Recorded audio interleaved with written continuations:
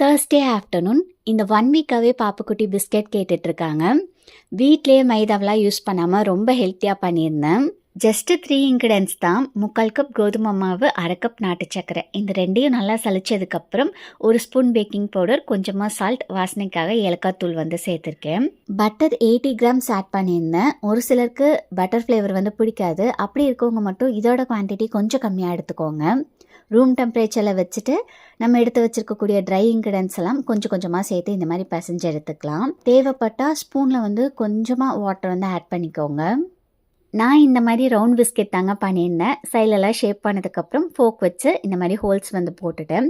அதுவுமே பார்க்குறக்கு ரொம்ப நல்லா இருந்தது. 170 டிகிரி செல்சியஸில் 20 மினிட்ஸ் பேக் பண்ணேங்க. பாப்புக்குட்டிக்கு இந்த ட்ரெஸ் கிடோ த்ரெட்ஸ் ஈரோடு அப்படிங்கிற இன்ஸ்டா பேஜ்லேருந்து சென்ட் பண்ணியிருந்தாங்க. மெட்டீரியல் ரொம்ப சாஃப்டாக, குவாலிட்டி நல்லா இருந்துச்சு. பேஜ் டீட்டெயில்ஸ் டேக் பண்ணியிருக்கேன். கண்டிப்பாக செக் பண்ணி பாருங்கள்.